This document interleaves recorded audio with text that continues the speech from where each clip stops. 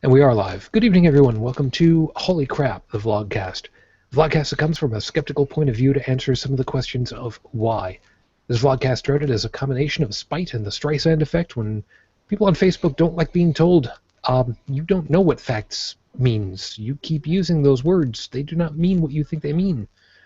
Part of this is to follow through with the old adage that sometimes the journey is more important than the destination. I am your main host. I am known as Shujin Tribble all over the place. You can find me pretty much anywhere under that name.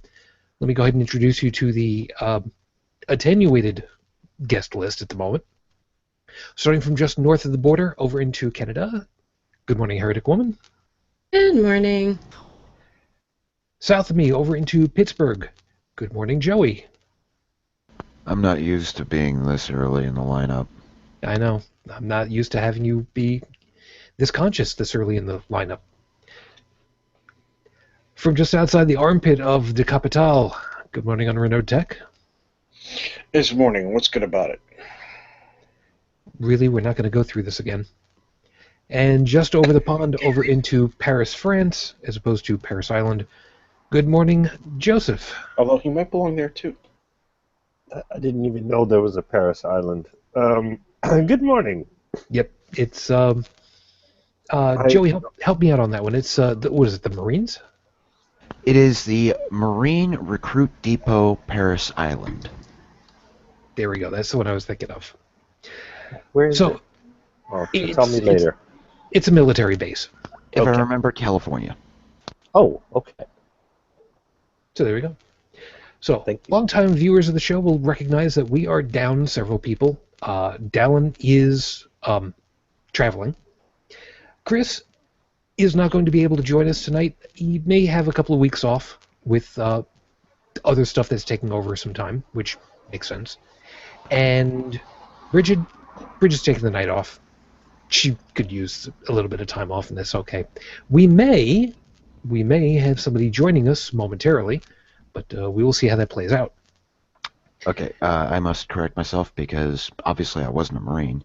I was a soldier, Army. Paris Island is spelled with 2 R's and is in South Carolina. Close enough. However, it is one of the largest military establishments on mainland U.S. with 8,095 acres of military installation. That's sizable. That's like almost like a hectare, I think. I don't know how big a hectare actually is. I don't remember. It doesn't matter. Does it have an Eiffel Tower? I don't know. We'll find out. We'll ask somebody. Okay. I've got a word in to see if somebody I know might be willing to join us. I do not know, but we will see how that plays out. And Heretic Woman has also got word out to somebody to see if they'll join us. We will see what happens. Meantime, let me get everything started over here because, well, otherwise I'm just going to vamp, and really nobody wants that. So with apologies to Noah, Heath, Lucinda, and Eli, why would you lick him? God. That means you own him. Oh, yeah, you can do whatever you want with him when you own him then. That's good. Isn't it the other way around? You know what? I don't even know. We'll talk about that later. Your 5-minute freestyle starts right now. So this has been a rather interesting week with things happening. Which there's some good stuff. I'm going to tell you guys about that in a little bit. But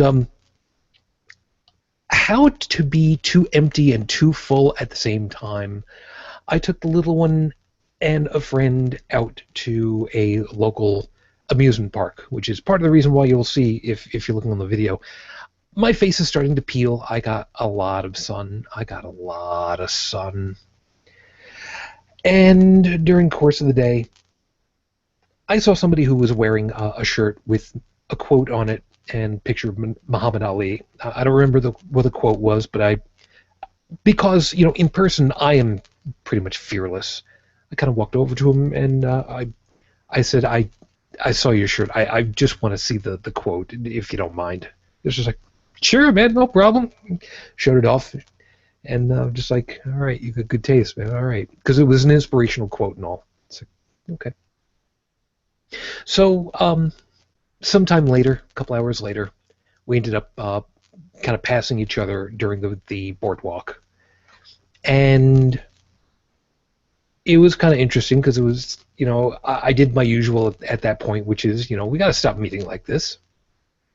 And he went ahead and he said, you know what, this can't be coincidence that we met each other like this. And I'm thinking to myself, oh, here it comes. Little voice in the back of my head is saying, remember, don't be a dick. Don't be a dick. Don't be... Okay, brain. Okay.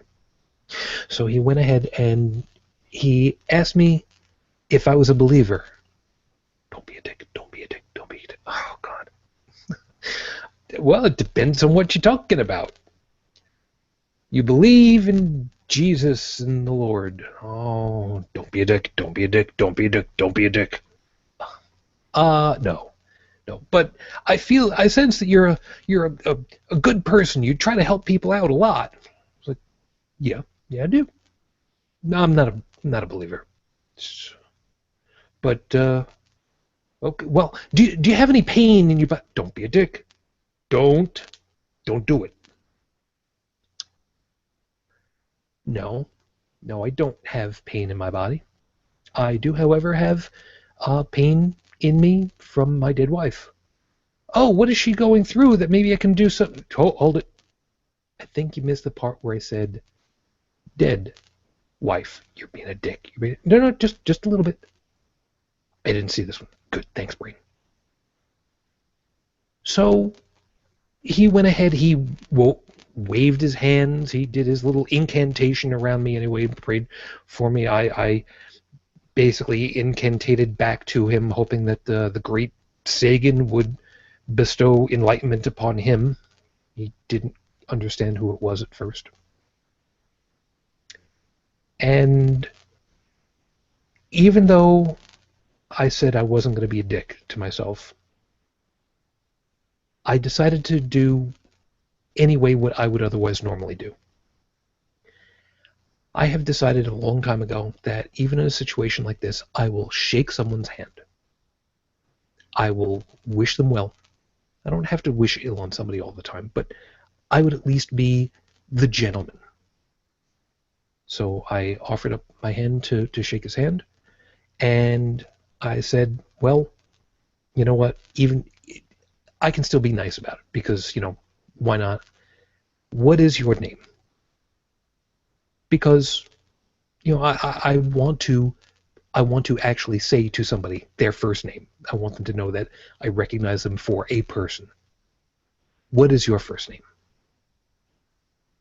And this is where I found out this guy was not just empty, but he was full of himself, because he told me, oh, well, I'm a public figure.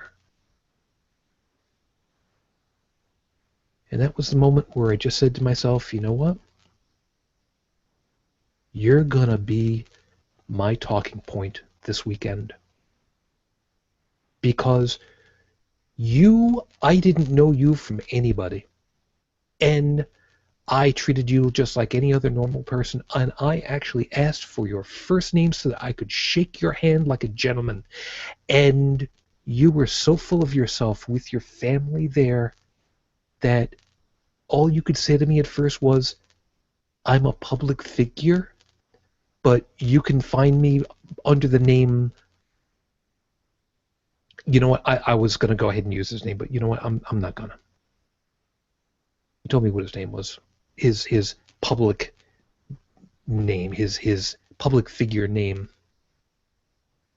And I just said, okay. And I asked him once more, what's your actual given first name? You'd know me under the name. Okay.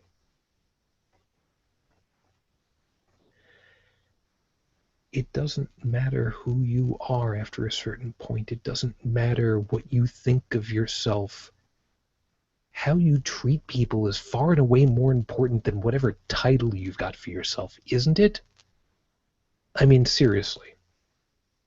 How can you be both incredibly empty and vacuous, and full of yourself at the same time? How does that even work? This is episode 129 on the docket, Your Honor. What price is enough? I have already marked this as a not safe for work episode because holy mother of fuck, are we going to go ahead and tear ass through some people who desperately need it this week, because apparently my 5-minute freestyle came way bigger than we ever expected this particular week in the news. This is going to be fun.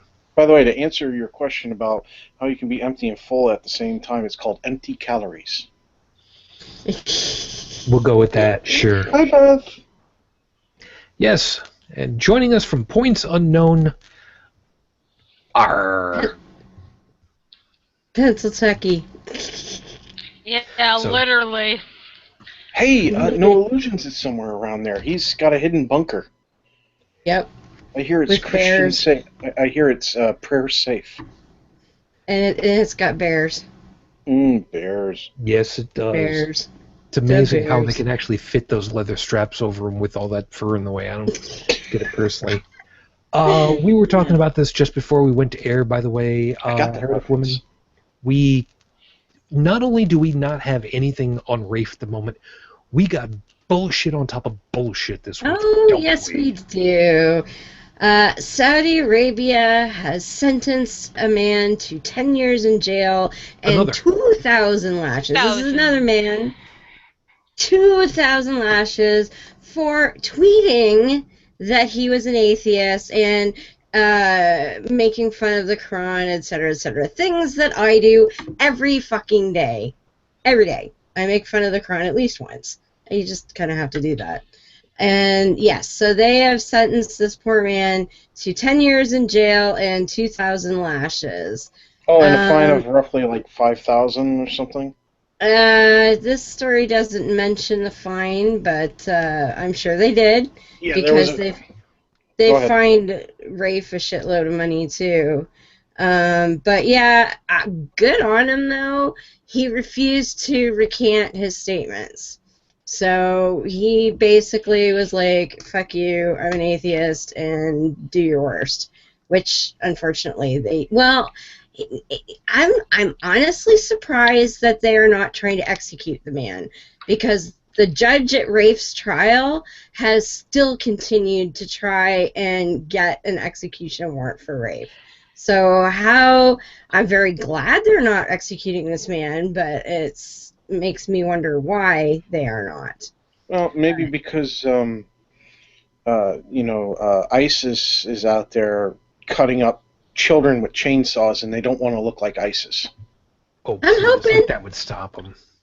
Yeah, I mean, they chop up heads in people's hands every day anyway, but who knows? Well, Maybe hands are for the somebody, thieves. You know.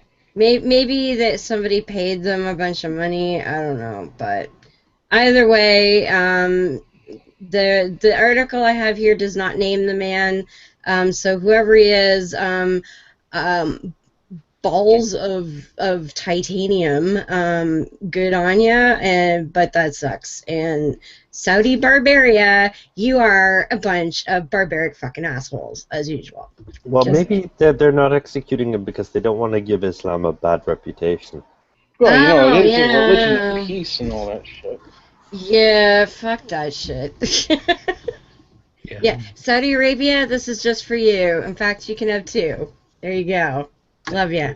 Not. Yeah, That's exactly why Islam was made. I mean, Saudi Arabia is using it perfectly. While the leading class, they just do whatever the fuck they want. It's just the serfs, They don't even need religion to plebes do of the that. I line. mean, look at India. They just use a caste system. Yep. Yeah. Yeah. So They don't even need as- religion to do that. They just Mhm. see, religion's not necessary. You can oppress people other ways. Oh, But yes. religion takes the least work because people do it themselves That's once they're true. indoctrinated. Well, don't forget too, though, Tech. The caste system is part of their religion. That is It's part not of Hinduism. It's Not not as- officially. It's Yeah. not officially part of it, but the religion reinforces it with the idea Yeah, of that's about it. reincarnation. Yeah. Because the idea is that if you're born into a shitty case, then you did something in your past life to deserve it, and that's why they don't want to let people leave case, because they're afraid the gods will get angry that they let somebody who fucked up move to a better case. That's the long and short of it. Yep. So, Well, whatever I did in my last life was pretty horrible, and whatever I am in my next life is going to be pretty fucking great. Yeah, you're gonna be someone's cat. I really hope that'd be there is awesome. not. That'd be awesome. Yeah. I honestly hope that there is nothing after death. I really hope that when I'm done, I'm done. Yeah. I don't want to come back to this shit. So, as of the recording of this episode, it is now 4 years, 2 months, 18 days since Rafe Badawi was unjustly incarcerated for thought crime. Our thoughts are still with you. We're still hoping for you, man. You and your family. So, before we get over into all of the crap, I want to make a quick piece.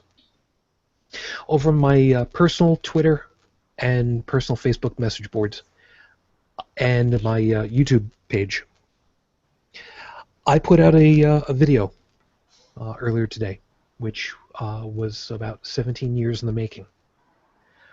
If you'd like to check it out, of course, you can find it under Shujin Tribble. It comprises some pictures that my wife and I took when we were in Japan, and some sound files that someone was able to do some digital voodoo with and finally convert them from a format that was proprietary to Ricoh. That is how it's pronounced, isn't it? Yeah. Yeah.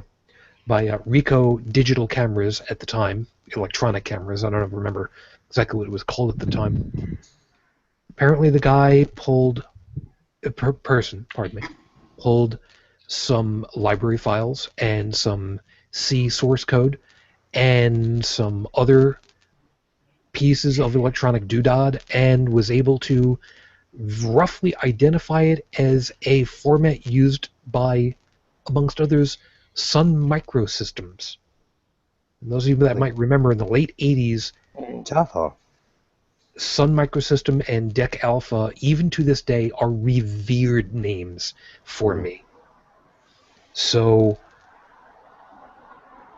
I'm not going to name names. I will go as far as to say, thank you. Just thank you. If there's somebody that you need killed, let me know. Jeez, dude. All right, a fish. I'll kill a fish. All right, is that good enough? I think Well, it Trump depends. might Is the fish called Wanda? Oh. The joke inside of there. We're not gonna touch on it. So, all right. So here's the deal. Here's the deal. Last week I talked about the group in Muskogee, Oklahoma. I think I think what so. it was. Yeah, Muskogee.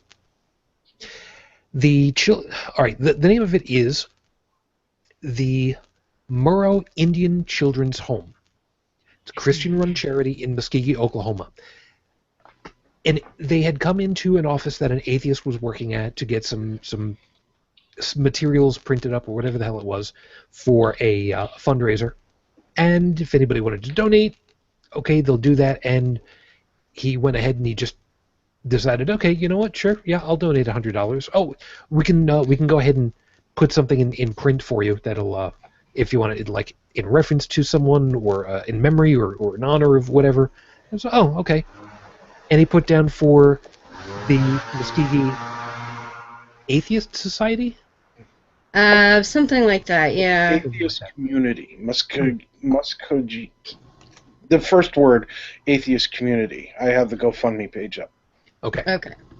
So an hour later, I think. yeah, hour later he gets a call. Can't accept it because they're not going to put atheist on their printed material because they're, Christian funded. They're not going to do that.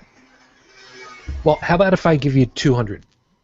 No. 250? No. So what do you want us to do with the money? Can we send it back to you? You know what? Let me check with the group and find out how they want to deal with it. So they had a little bit of back and forth, and what eventually happened was the guy decided to start a GoFundMe. And it surpassed $500. Well, hold on. Their goal was 1,000. Okay. Yeah. They passed 1,000. They passed 5,000. Mm-hmm. They passed 10, 20, 25,000. They neared 30 grand. $28,280, roughly $22.30 per person who donated. Yeah. Almost $30,000 to them. Donation, just because. For the kids. Mhm. And they said no.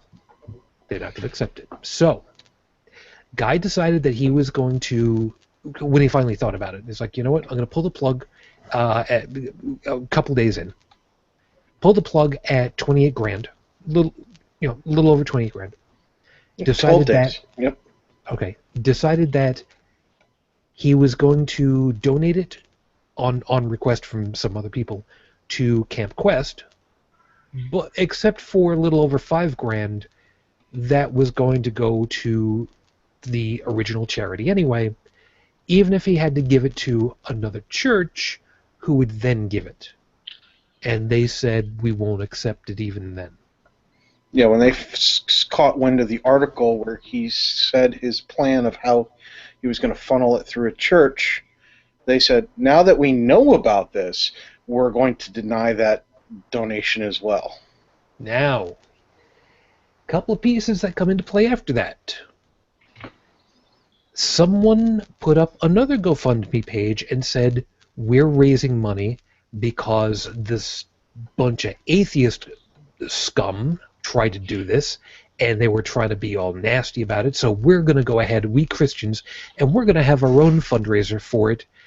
And the atheists found out about it and started to go ahead and donate to that one too. Mm-hmm. Mm-hmm. Guess what happened with that one? You're gonna love this. Campaign not found. We're sorry, but the campaign URL you have entered cannot be located. That's They because shut the damn thing down other than take money from atheists. they did. Yep. And here's where the kicker comes from that one. The person that started that particular Kickstarter had ties to the kids' home and never disclosed it, which meant this qualifies as conflict of interest in pretty much everybody's book except American politics, but we're not going to go there just yet. I'm sorry, did I do that too soon? Anyway. What's really cool is they did manage to screenshot some of the donations, and some of the comments were, because it's all about the kids, and then in parentheses from an atheist. Another one was on behalf of the Atheists on High podcast. You know, and here's one. I hope the children get some money somehow. I donated to the Atheist Fund, and I'm donating here as well. From an atheist.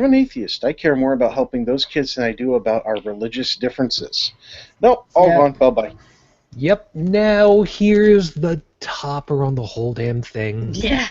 Oh, this thing's hilarious. This is where it gets to be funny because they have just, this group, this children's home, have just posted that they are, what is the term that they used, quote, extremely behind on funds for their annual powwow that they were looking to raise money for in the first place. They could have had the biggest kick-ass powwow they ever seen. But Yeah, and how much money did they need, and how much did the church actually collect? I'd like to see those numbers. That's a good question. Have no idea. All I know is they ain't got 35 grand. You know what I'd love to see? I would love to see a whole bunch of atheists get together and all say they're donating on behalf of some make-believe Baptist or Catholic church. Yes. And then when all the money is spent, go, ha, we're all atheists. Fuck you. How does an IRS investigation sound about auditing their books? Yes. Coming. Yes, that is in the works as we speak. How did you manage Somebody... It did come out. Because they are a charity, even though they are religiously motivated, there's enough question that that it's being looked at to see if they can audit their books to find out exactly where the money is going and who it's going to. Because by denying, The children. they're denying. It all boils down to is these kids are going to suffer. Yeah. And it turns out that the kids are not actually these. They were interviewed. They're Native American. Yeah, the Native Americans. They were interviewed, and they said they get money from time to time, but not a hell of a lot from the organization. Because so I mean, for religious organizations, people. This, like I said, I think I said this last week. The disadvantaged are a great source of income. Yes. Yes. So. There's one more piece. The guy who set up the original GoFundMe, the guy who raised the $28,000. One of the other things he tried to do is he tried to go behind the church, the group's back, and he tried to put a down payment on their. From what I can see, it looks like their electric and water, but because he did not know their account number, the companies would not allow him to make the donation to them. Why didn't he give the money directly to the Native Americans? Because I think the children are orphans, or the parental situation is. Oh, and let me guess, the orphanage is owned by the church too. Yes. Probably, yes. Jesus. Yeah. Basically, these kids are wards of the church, and it's the old adage of send the kids away so they're far away from their families and away from their culture. And the guy that donated, what a lot of people don't realize is he is part Native American. I don't know if he's full blood, I don't remember. And that's why he showed interest. It had nothing to do with his atheism whatsoever. No. It had to do with the fact that these were Native kids that he was trying to help because he is Native American himself. In what manner is I think it was pretty significant. I think it was like a half or a quarter. 2 points that were brought up in now I tend to frequent Reddit a lot. Why? I'm quarter Native American. I enjoy Reddit, especially the atheism hangouts, because sometimes you hear good things, sometimes you see idiots. And some of the points that were made were, well, if he had not put down that it was part of the atheist community, the money would have gone to the kids and it would all been said and done. So why didn't he just keep his atheism to himself? And a lot of the responses were, why should he have to? The Baptists don't keep it to themselves, and the Roman Catholics and the Irish and all the rest of them don't. So there was that, and that kind of got nixed in the butt before everybody started calling each other Hitler. Well, and the other thing was... Oh, go ahead.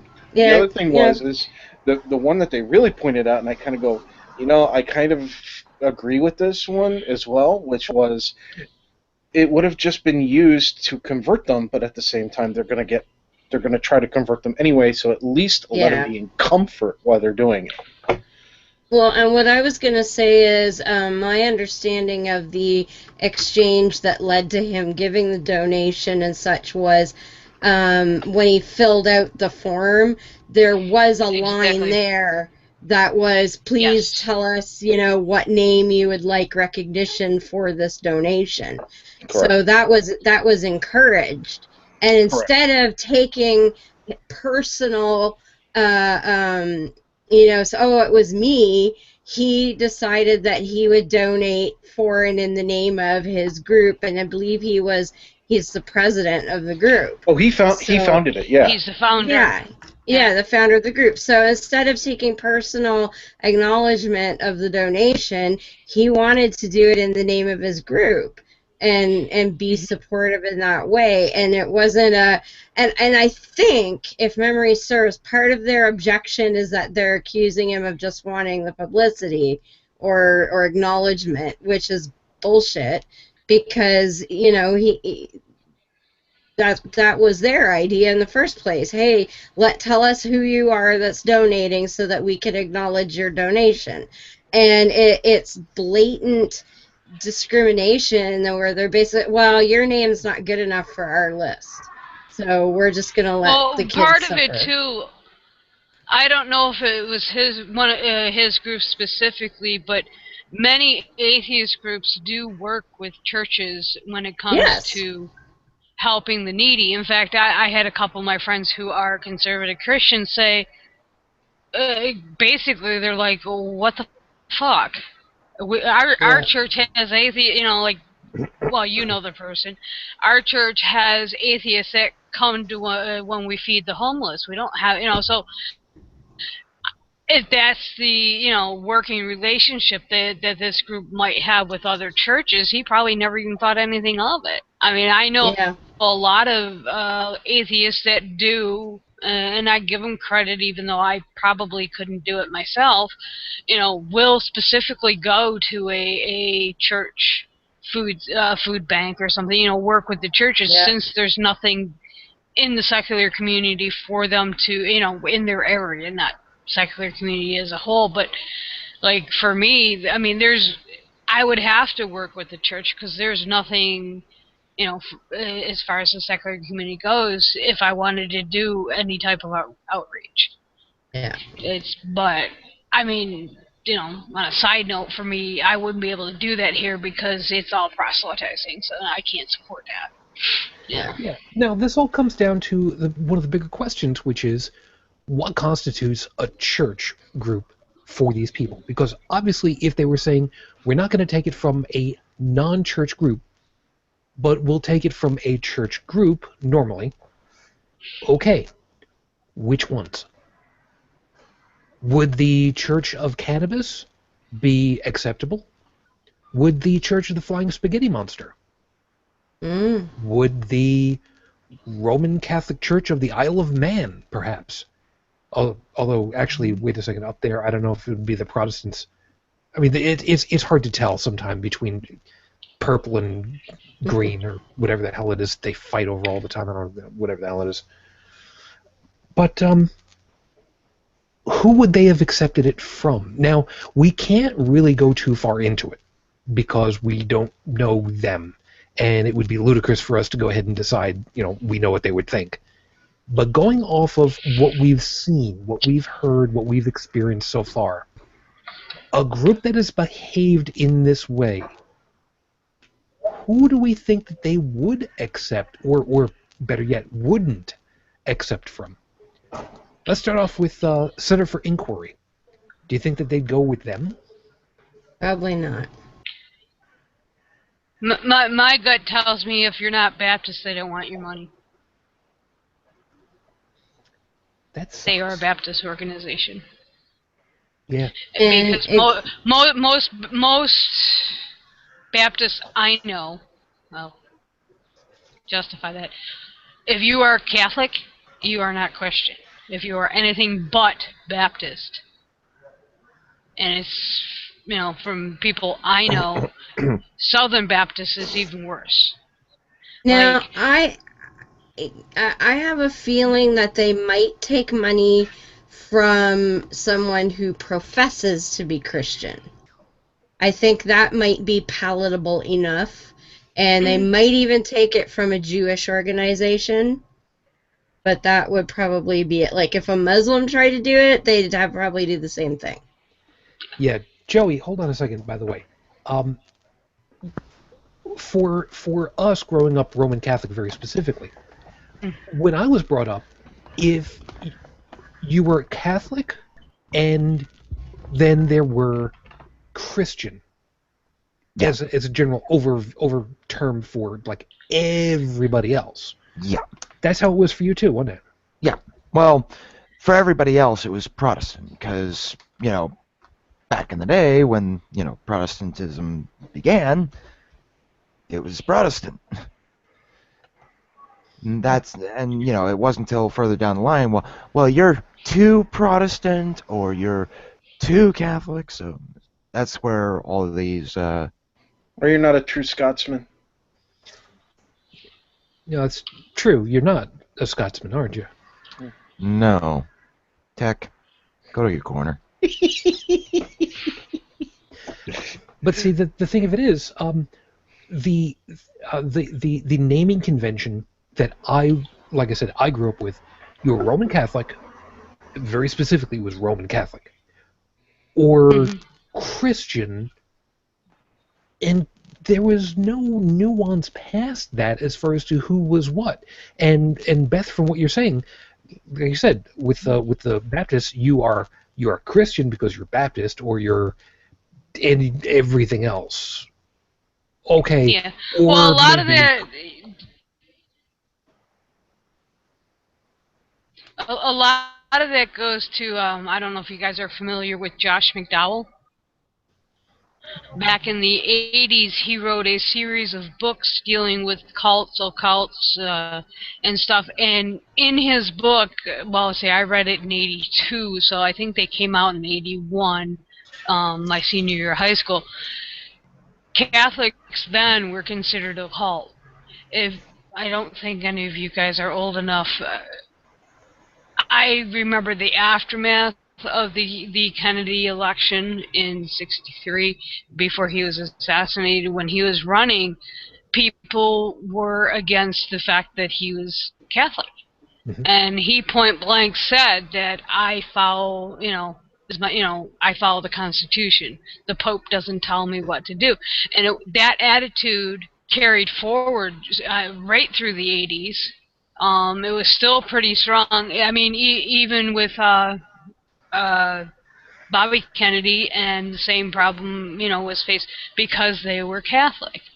And it wasn't until probably 92, 93-ish that started to change. But the political climate also changed between then and between the Kennedy election and '92 is when the religious right started to form the moral majority. And if you guys remember, up until Mitt Romney was selected as the Republican candidate back in 2012, Billy Graham on his website considered Mormonism a cult. The day he was selected as the presidential candidate, that was removed from his website. I mean, and that's the mentality we grew up with. It was and it was always anti-Catholic. If you look at a lot of your CARM, which is Matt Slicksworth's organization, there was it's called the Manhattan Document, and it's a religious right tool, and he refused to sign it because it was a Catholic document and had Catholic ideology, so that it's still prevalent. And I know the Southern Baptists do it, and I'm not sure about, I don't know what any of the Baptists up where I grew up in New York are. Are they just Baptists, or, I don't know how their denominations split, but yeah, it's very prevalent, and they're very nasty about it. Seventh-day Adventists are too. You know what? You just, I think this is a record. This is the earliest that I've actually thought to myself, I know what I want to close with. Wow. All right, I gotta write this down before I forget. All right, so it's the Christians, the other Christians, the whatever group I'm not that isn't exactly Christian but actually is, and then you've got all of the other offshoots and whatnot. Okay, so this sounds to me like it's all coming back down to the whole us versus them mentality all over again. And who gets caught in the crossfire of the whole goddamn thing? Little kids. The kids. The innocent. The ones that we're supposed to be trying to protect. Think of the children. Yes. Yeah, I love how it's think of the children when they're trying to take someone's rights away, but when they want to be dicks to someone else, it's, oh, fuck the kids, who cares? Oh, look at the whole bathroom thing. Think of the children. Think of the ladies. Children make great hostages. Don't they? That's... Yeah. Jesus. No, Jesus wasn't a child. No.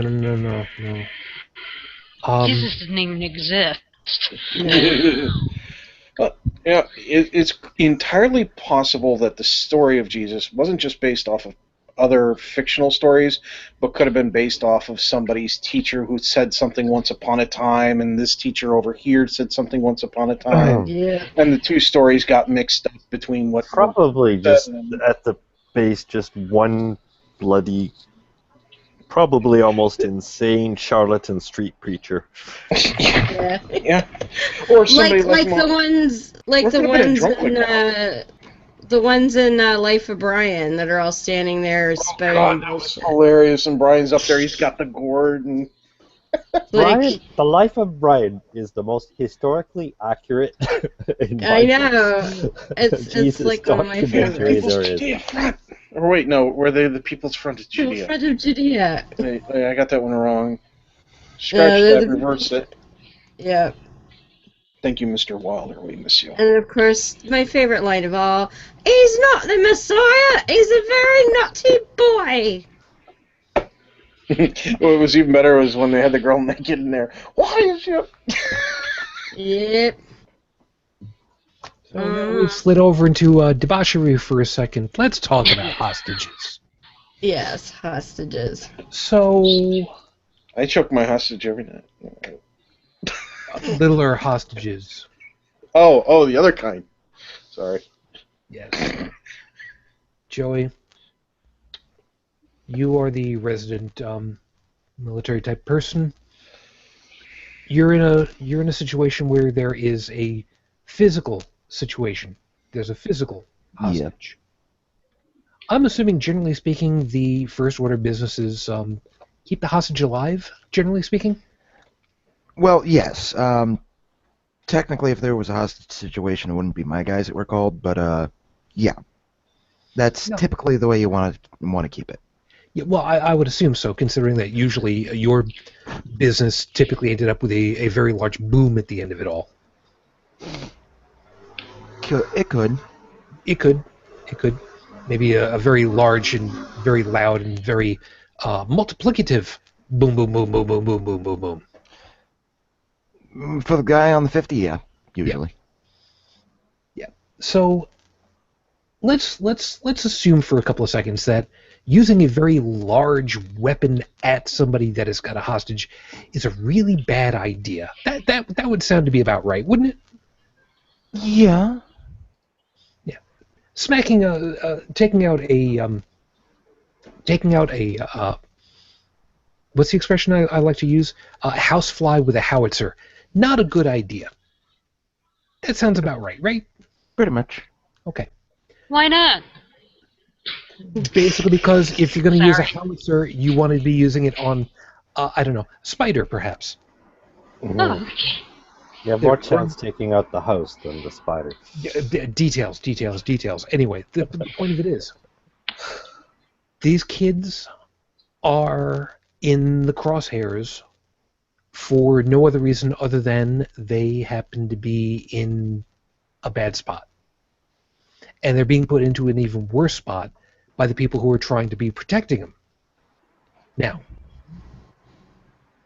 let's back this up a second. $30,000 in Oklahoma. Now, I'm not ragging on Oklahoma for a second, but $30,000 in different areas gets you much more than it does in some others. $30,000 to live in New York City, for instance? No. $30,000 out in, let's say, North Dakota?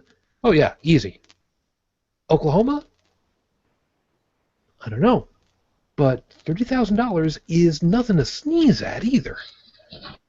How can anybody actually justify, I kind of won the lottery, ooh, but I'm not going to go ahead and take it because I don't like the name. Yeah, the 667 lottery. Yeah, that's what it's called. We're not going to take it because it sounds too wrong. If it was for animals, would you take it? Why the hell not? It's for kids. It's for human beings. I guess what I'm basically coming down to is, what the fuck? I'm sorry. I have a kid. Tech's got a kid. Heretic Woman's got, well, all right, you've got animals, whatever. I got a niece. Okay, let's put it this way. We just had the major storm roll through. Let's say it plowed down my house. And the local church decided to show up with all their caregivers, all their congregation and everything else, and they said, listen, we'd like to put you and your family up for the night, and we'll hold a prayer vigil that everything goes well.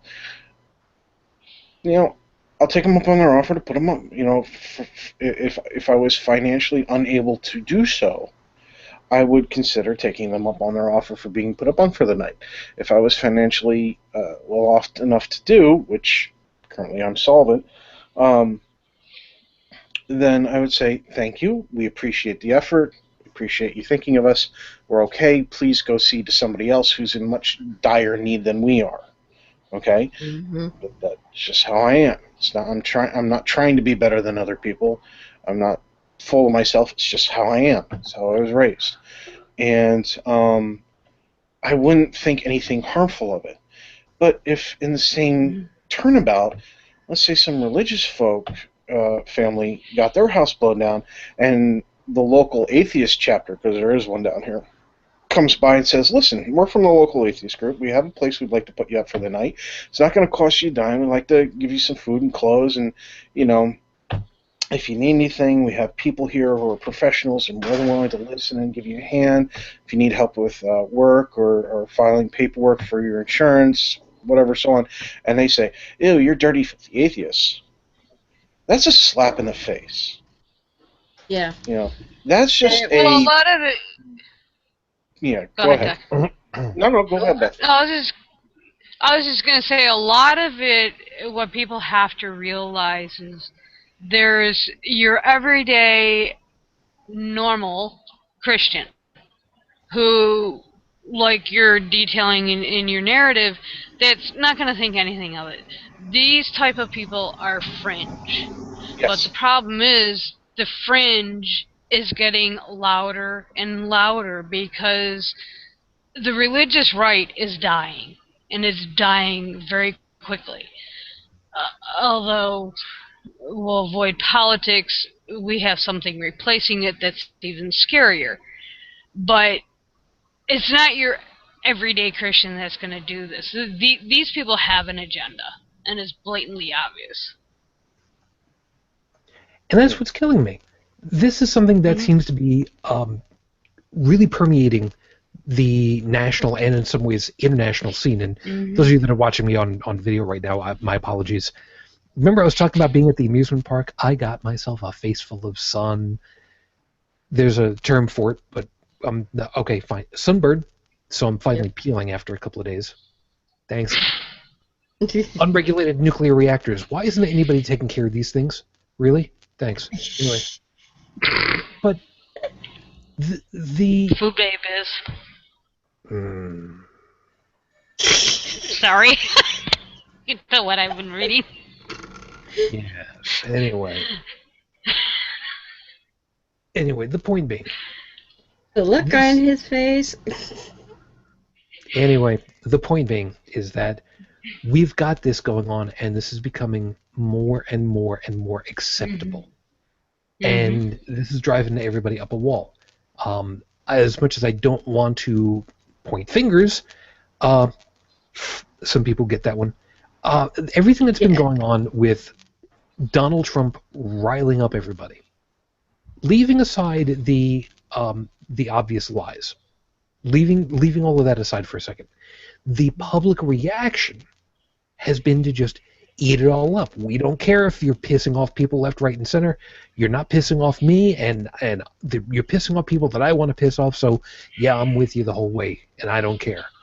I don't care what bridges I burn. I don't care who I piss off. I don't care what's going on around me. I don't care. They don't count. What the fuck? I mean, I'm going to keep saying that all night tonight, partly because I can, but partly because it's true. I don't even get this. How the fuck can anybody just be to a certain degree where they just say, yeah, you're not human? You're not human enough. People have become desensitized. Well, And that's basically what they're saying. They're not even aware of anybody outside of their limited circle. They don't exist. In a way. What I was thinking too, like what you were saying about this potentially triggering an IRS audit, I think that someone should have CPS come in and investigate them for neglect as well. Yeah.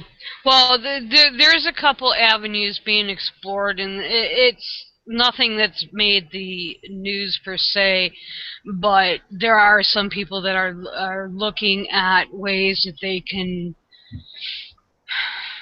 go after just because they are miffed, because, you know, a lot of those donations to the original GoFundMe were made in good faith because, hey, they wanted to, you know, they wanted to prove a point, but they also want to help these kids. And if anybody follows First Nations issues, the treatment of children here in the United States as well as in Canada, you know, back in the 1800s, early 1900s was, well, atrocious. I mean, people sit there and discuss reparations for African Americans concerning slavery, Georgetown being one recently, but nothing like that has been even mentioned concerning First Nations. And I do, although I don't have any Indian in me, I do have friends that are. In fact, I was just talking a high school friend of mine who I didn't know until yesterday, and now I understand a lot of what she posts. I just thought she was like me, who cared about these issues, but it's just the way Native children have been treated in our history and Canada's history is just, it's appalling. And that's where these people are coming from, is that, okay, if I'm donating, and not all of them are atheists either. I mean, some people that have donated to this church want to know what the hell's going on with the money. I mean, are they helping the kids? I mean, there's a story, I don't know if you guys remember, from years ago, the spread of smallpox among Native Americans was because the U.S. government, I think the Army, if I remember the story, donated blankets, but they were infested with smallpox. That was their solution to the Native problem. Now, whether that story is actually true, I don't know. But that's the type of mentality, that's the type of mentality people have. Because, I mean, growing up, we all played cowboys and Indians. I might be dating myself on that one. But, and I always thought it was kind of odd. I mean, one of the hottest TV shows, it was reruns by my time, was Lone Ranger and Zorro. It's just, I think people are starting to, I hate using this term, wake up to the atrocities that we have, foisted on First Nations people. And a lot of that we can say Trump is part of it because of his inherent racism, but who knows? I'm not sure if I think I was listening to one of your shows, Deborah, but you were talking about a certain couple. Hello. A certain couple that they were stealing Native American children. Yes, that's. It wasn't just a couple. It was the government was doing it. Well, no, this it wasn't exactly that. The couple was doing it to actually fill an orphanage. I looked into this after. They were doing that to fill an orphanage that was being given government grants. Okay. Well, so the more they have in it, the more money they get. The movie that was their motivation. The movie I spoke about was kind of an amalgamation of several stories, so that element could have come from the actual story that you read about. I don't know. But they were literally stealing Aboriginal children from their families, luring them onto planes with candy. So if and you're right, so if the schools were government funded, and if they're trying to keep the quota in order to keep their funding up, then because I mean, once it gets out what kind of things go on in these schools and that the children are prevented from maintaining their own culture and language, what parents are going to say, oh, yeah, send my kid there, right? Like, probably not very many. I'm sure they could trick some of them, but, you know, I can totally see them resorting to stealing children to fill the spaces, absolutely. And they were government funded. Yeah, that's what was missing from the story, was the motive. Yes. And the life on these reservations is so terrible because, you know, all they have, like, I'm 1/4 Oneida, and the last living person who actually spoke the language died, I think at the end of the 90s. Wow. There's some recordings online of her speaking, but nobody speaks the language Oh, I now. remember, yeah. But they can't go back. They don't have. They have only that. They can speak the same language, and that's all they have because you know, this concept of land. They don't have it. You know, everybody's saying, "Oh, we stole their land." No, we stole their way of life. That because too. Yeah. Their land. You know this line from Dancing with Wolves? And he goes, "What, you're going to sell the land? What are you going to do next? Sell the air?" Like. Yeah. I don't think There's already people places trying to tax sunlight for solar panels. And like some people, like they just don't get that. But actually, what we stole from them is like imagine you've got a huge football field, okay, and you know your way of living is playing football, and then somebody comes and builds a house in the middle of your field. You know, like, how are you going to keep playing football? You know, and that's basically what the white man did to them, because they would follow the animals. I mean, it was their closest to nature way of living. Any human is, you know, that's probably how the hunter-gatherers were before. They were very, very good at it, and they led, for all intents and purposes, pretty comfortable lives. But the Europeans, and it doesn't it always, comes back to religion. Oh, they're not Christian? Holy shit, we can't have that. And do whatever they can to force them, they use scripture to, you know, what was the doctrine? They say that a Christian, whatever land it can declare in the name of the Lord. Manifest destiny. Basically, it's like Gatakia. They can do whatever the fuck they want to anybody not of their clan. In the name of God, yeah. Because we're going to come and claim this land in the name of Jesus, and then we're going to turn them all into good little Christians, and what that means is save their souls. So, you know, we're justified in doing that. And it's good what we're doing. And it's good, yeah. One of the worst offenders that I'm aware of in history was the Jesuits. You know, they were brutal bastards, and they were going all over, you know, South America, North America, various countries, and were just terrible.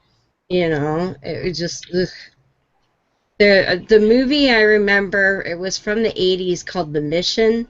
Anybody Jeremy Irons. Yes. Yep. And I'm just like, you know, those fucking priests are like, oh yeah, we're just gonna stand here and die for God. And they're all those poor native people that stuck with them because they talked them into believing that bullshit. It just, it was horrible because they were like just some sort of, like almost like a jihadi army. You like the people themselves in it. They were convinced they were doing good. It's just the motherfuckers who are indoctrinating them. Those are the evil ones. Exactly. Those fucking priests. Their whole mentality towards First Nation people is that they're savages. Yeah. And they have to be converted. And that's why I would be really curious to see if legally possible. I mean, as I said, because it's a church-run organization, they're probably not going to get to see the books. But I would like to know exactly what that money is going for. I mean, how are these kids being treated? I mean, are they orphans, or are they being torn away from their parents thinking that they're going onto something better, because life on the reservation is not all all rosy. Or are they taking them because of, drug and alcohol issues with the parents or what? Or do you have somebody who's working there who thinks they're the next Mother Teresa? Oh, they should enjoy their suffering. Yeah. Yeah.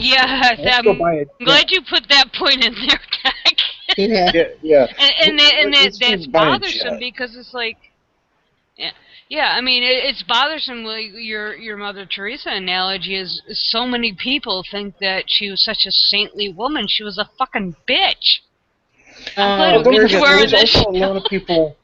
There were a lot of people who were not aware of just how bad the things was that she did or encouraged others to do. I wasn't aware. There were people who only knew what was being reported. That's right. I'll pull something up that from around 4 years ago, because I was watching Christopher Hitchens and the hate he had for her. I didn't get it. I really didn't get it. When he laid it, I actually read up on it. I've got to start looking this shit up because I obviously don't know something that he does. And when I started looking things up, I was like, "You've got to be kidding me! Holy crap!" The problem with us as people, as humans, is that when we see a particular pattern for another human being, and that pattern is consistent over a large timeline, and then suddenly there's all this information that makes that pattern wrong, right? It's really hard for people to reorganize that pattern in their brain of this of what they know, what they knew about this person. So, like in Mother Teresa's case, people knew that she did good deeds. Okay, maybe we might question some of the stuff, but on the whole, she was helping the poor, the downtrodden, and the sick. And all of a sudden, now we're finding out that, no, she didn't. She actually caused misery and suffering and possibly even worse than that. And, it's hard for a lot of people to accept that because they're not used to having that kind of bomb dropped on them. If I can sum that up in a nutshell, because this is from 2014 when I just discovered, what she was actually doing. I'm sharing a quote from Quora just after my epiphany. She wasn't sharing love. Yeah, and I wrote, for years, I honestly did not understand Christopher Hitchens' hate for her. This is a question on Quora about, can atheists agree that the love concept of Mother Teresa is good and worth practicing? So I answered, for years, I did not understand Christopher Hitchens' hate for her. Then I read her words, and this is quote, I think it is very beautiful for the poor to accept their lot, to share it with the passion of Christ. I think the world is being much helped by the suffering of the poor people. And, second quote, pain and suffering have come into your life, but remember pain, sorrow, suffering are but the kiss of Jesus, a sign that you have come so close to him that he can kiss you. And I understood completely. Yeah, I'm sorry, but if the kiss of your deity causes pain and suffering, it's time for a new deity. I think I just threw up a little. Bleh. Yeah. Well, I have acid reflux. So. Makes the whole Mother Teresa issue appalling in and of itself is the fact this was occurring over in India. What makes what's going on possibly, and I stress that strongly, with this orphanage / home, whatever it is, for the children in Oklahoma, is that this is happening on our soil. Yeah. I mean, this is happening in North America, to include Deb. Yes, she's up in Canada. This is happening here. This is happening now. This isn't 20 freaking years ago. This is today. You got, pisswad Christians, or so-called Christians, who are being dicks, refusing money that's going to help them help the children. That's what's so infuriating about it. They're desperate now. I mean, they're in full saving face mode because the religiosity is dropping in the U.S. I mean, the right is the noisiest. You know, they're making a lot of noise now. But that's just masking the truth that the church numbers are dropping and all this, and they just can't. They're digging in their heels, and I mean, like it's going to be to the death. And the sad thing, it's like I don't know if it was Deborah Shujin who said that it's the innocent that are being wounded, and this is why I fight so hard to end hereditary religion that's passed down through culture or through family, because it's such fucking bullshit. I mean, if you can sit back on your laurels and be, oh, I'm not taking your money. I mean, it's just like there was a video meme past year that came out, and the guy's cooking, and the customer, you know, typical redneck, you know, refuses his food because, you know, the guy is gay. And basically he goes out there and says, you're going to eat this food whether you like it or not. It doesn't matter that I'm gay. I mean, you know, just because someone's an atheist doesn't mean you can refuse the money. You can if you're supposed to be helping somebody. The very charity that you preach. Yes.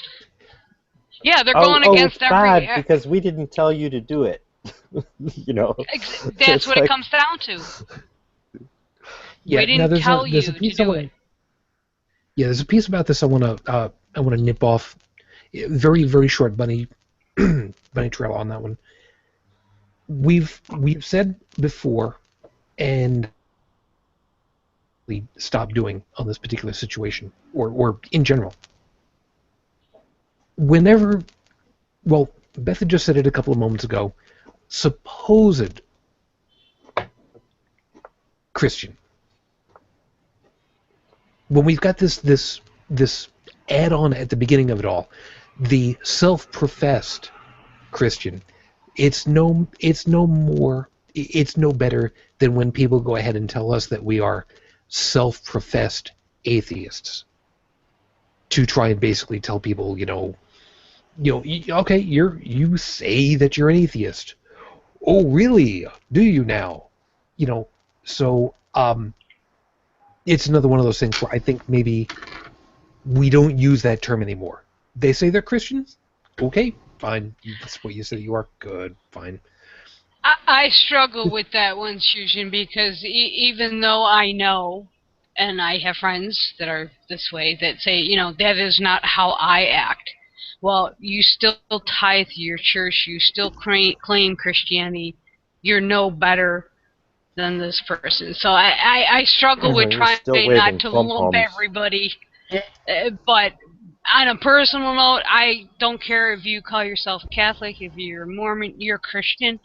So be it. I'm trying to find that balancing point where not to overgeneralize. It's really hard.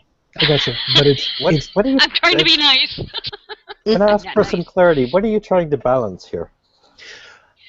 We've heard on several reports, interviews and such, people who have been introduced as a so-called atheist or a self-professed atheist or a whatever terminology you want, to kind of poo-poo the idea that they're an atheist because they actually came to some kind of rational conclusion.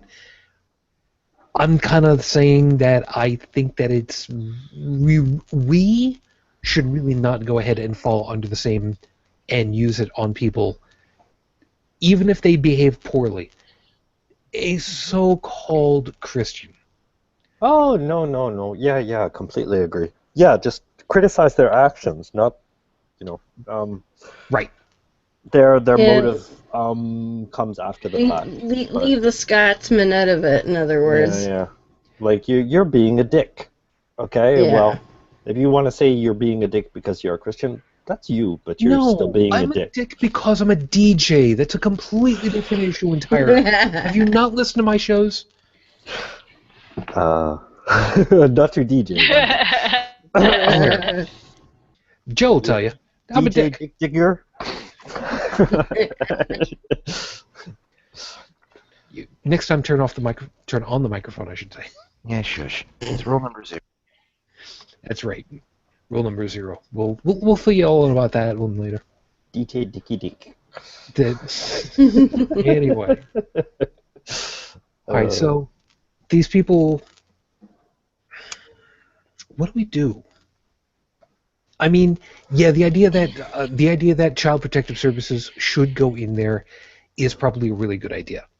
I mean, they should probably be checked on every once in a while anyway. I mean, that would seem to make sense. In Canada, these people are paid off. How do you mean? Oh, they did have inspectors for a while. And they paid them off, is what he's saying, to say that everything was okay. Brilliant. That's great. Yeah. We need a little more insight, but it should come from lower down in the political scale, like from voters. Well, and to me, like, and I do commend the gentleman who did really try to get them the money.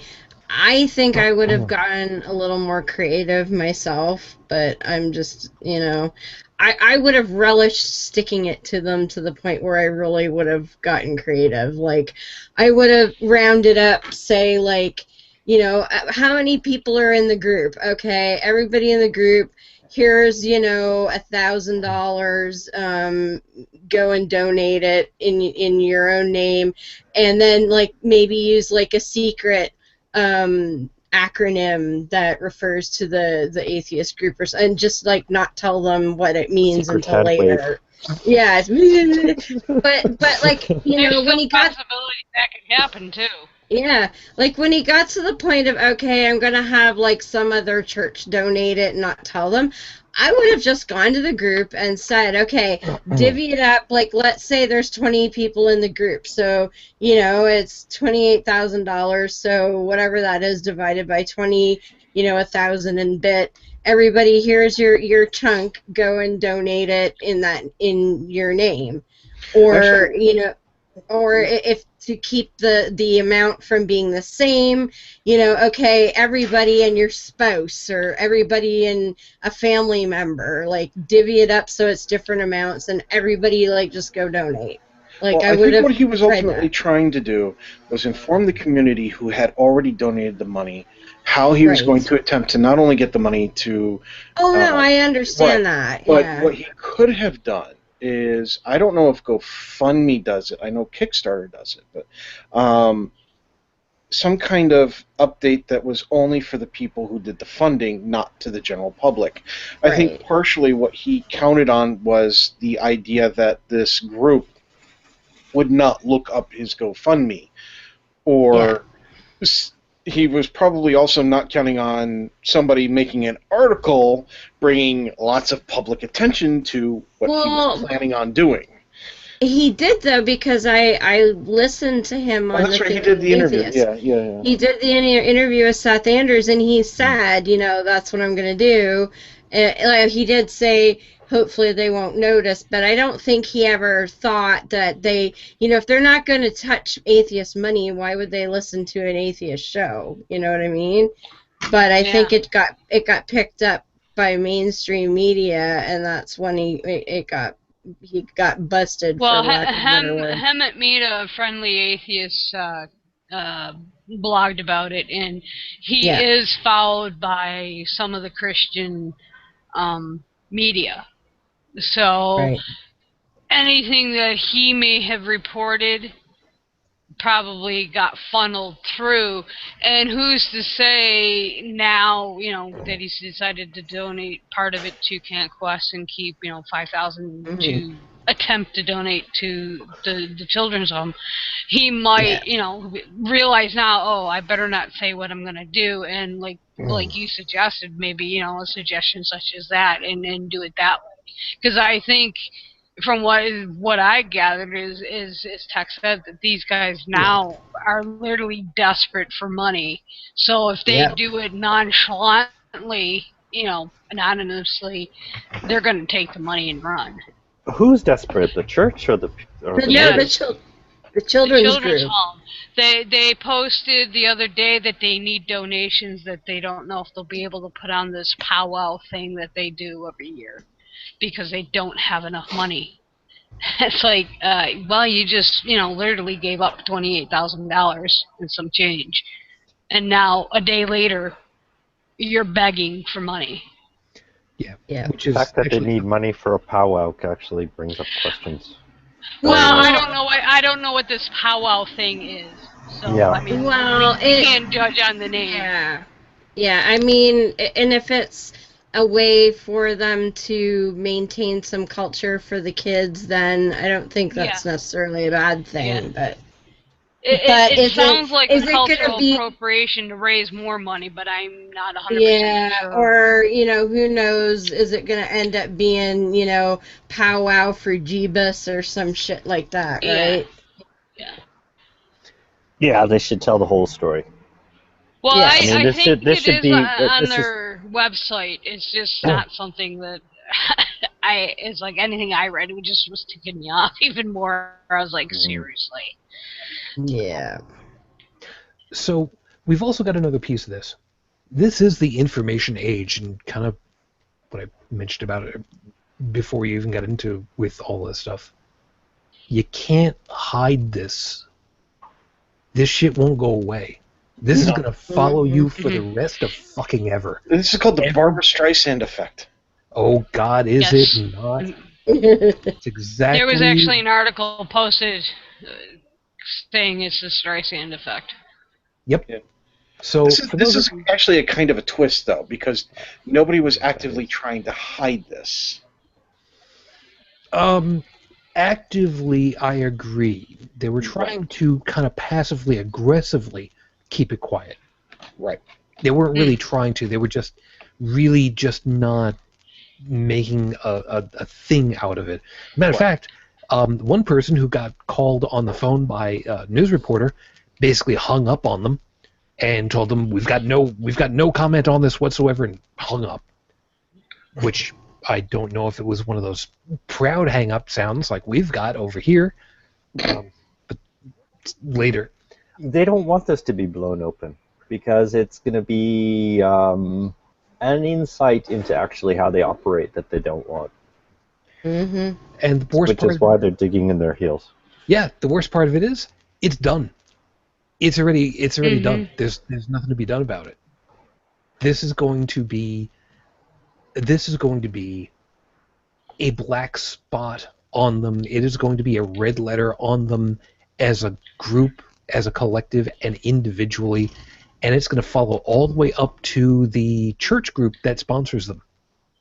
And as I understand it, yep. Yeah, I hope this spreads to other Christian charities too. I'd really like some insight into how they operate. How much money actually gets to the poor? That's my big question. In the United States, I don't think they are required to report on the same level at all. They don't have a thing. Yeah. Like, what is it with, like, church? We don't have to look at anything you do. We'll just pretend you're not there. Like, donating to a church, like how much you tithe every month, it's on the same level as a charity, as far as the IRS is concerned. Tithe. Oh, sorry, Teething I'm is losing my English. I've been living here 25 years. Jesus. Although, church tithings is not uncommon. Yeah. Votre anglais c'est très bien, mon ami. The fuck? Don't worry about it. Actually, Anglais tibérien? I understand the word patois, but that's kind of it. It's not quite the same thing. Joseph, what is the term pronounced in French? Tithing is what he's talking about. Yeah. What is People donating money to a church religiously. Yes, but I'm wondering actually, the French, they call it the dîme. A demon?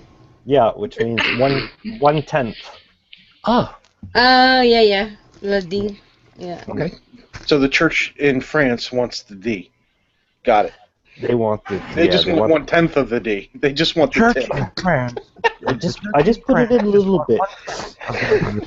It feels good, just the tip, just to see if it feels good. Just the tip. If there's a hell, I'm going there, and I'm going to be laughing all the way down. I'm going going to be with company. Christopher Hitchens. I'm going to be in great company. And there's going to be all these smart people, and I'm going to be down there telling dick jokes. So, since we're talking about 1/10, hold on a second. There's actually peace here. Traditionally, isn't it expected that 1/10 of an iceberg is what you see over the water, and 9/10 is underwater, where you can't see it? Let's ask the captain of the Titanic. Yeah, I would, except for one small problem. He doesn't speak my language. Well, yeah. Okay, yeah, there's that too. Yeah. The captain of the Titanic was English, so yeah. Yeah, but I don't. How do I?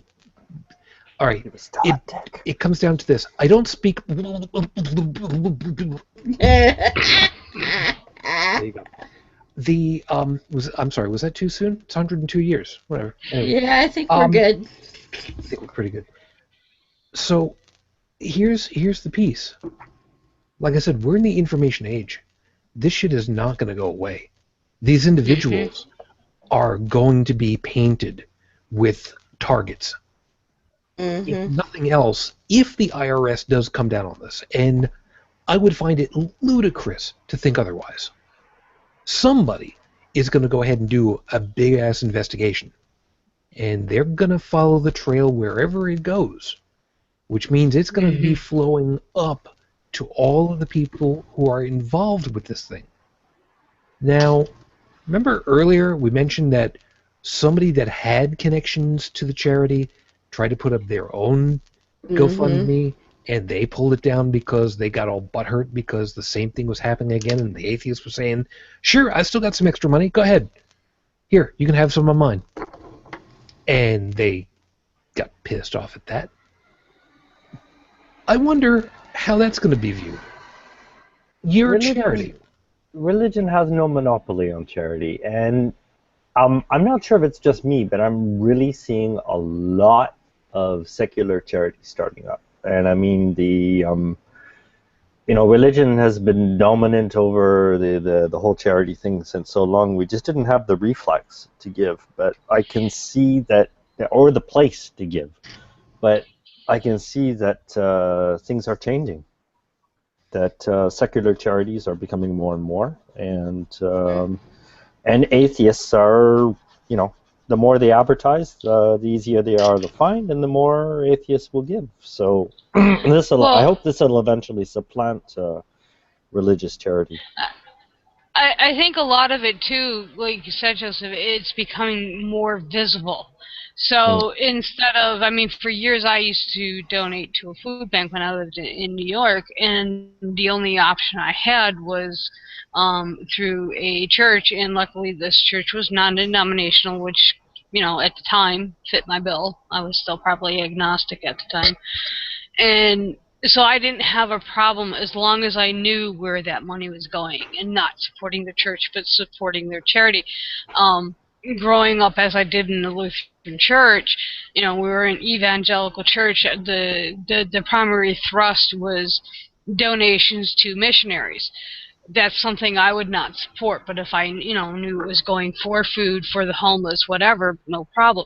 But I think now with the more secular charities coming to the forefront, it's giving people that would like to donate the option to donate. But part of that also goes, there's a line that a lot of apologists, I'll say armchair apologists, not your professional like William Lane Craig, like to use as well. Look at what we started all these schools, these seminaries, hospitals is like, yeah, because you have the numbers to do it. And I think because as our numbers grow as a community as a whole, whether, and I use secular to include atheist, agnostic, whatever, as our numbers grow, do I think, in my lifetime I will see a, quote, atheist hospital? Probably not.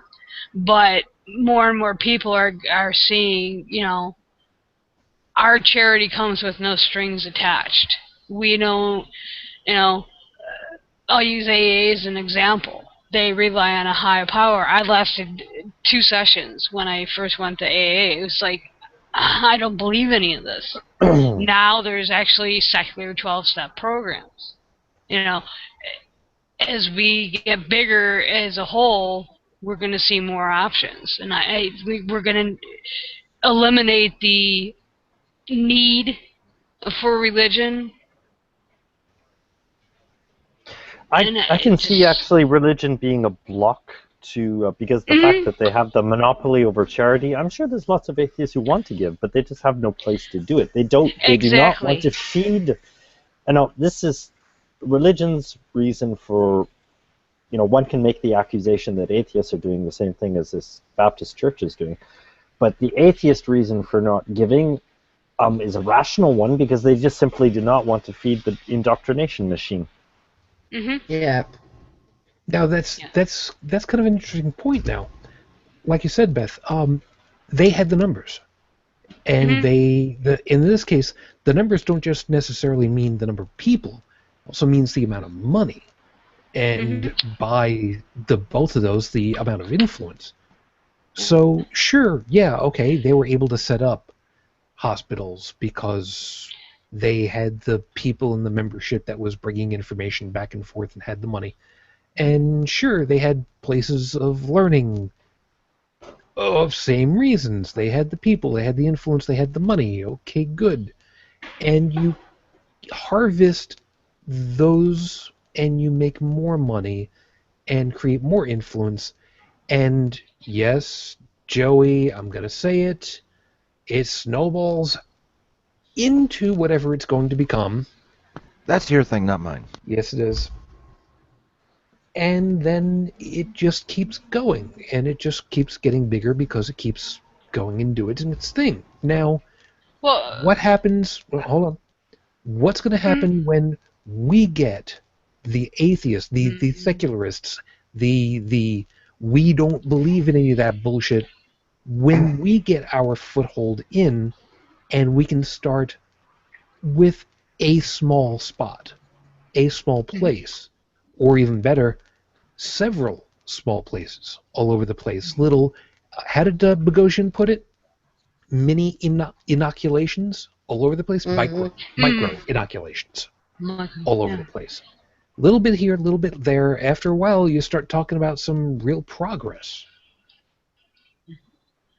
Well, I think a small sample of that is look at your Catholic universities. Now, back in the 70s, they were pretty Catholic, and I don't mean to pick on the Catholic Church, but they're the first ones that come to mind. Today, Bill Donahue, who is American Catholic or Catholic League or whatever his group is, one-person group, bitches because they're not Catholic enough. Because they have, for lack of a better word, become more secular because that's how our society, they have to be inclusive to draw in the students and the best students to keep that money flow going in a circle. Religion has its own survival in mind, and the Catholics get it. They have to adapt or they're going to die. And that's it. Yeah.